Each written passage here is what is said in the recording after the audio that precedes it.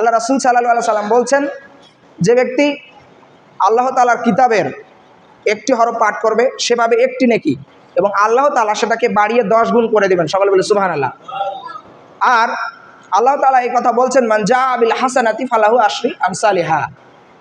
কোনো ব্যক্তি যদি কোনো সৎকর্ম করে, কোনো ভালো আমল করে, তাহলে আমি তা বাড়িয়ে 10 গুণ করে দেই। সকলে বলে সুবহানাল্লাহ।